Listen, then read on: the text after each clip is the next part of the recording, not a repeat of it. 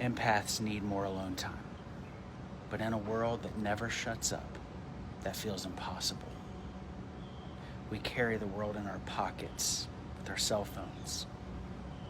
Every emotion, every crisis, every unspoken feeling is literally just a scroll away. Even when we're alone, we're not.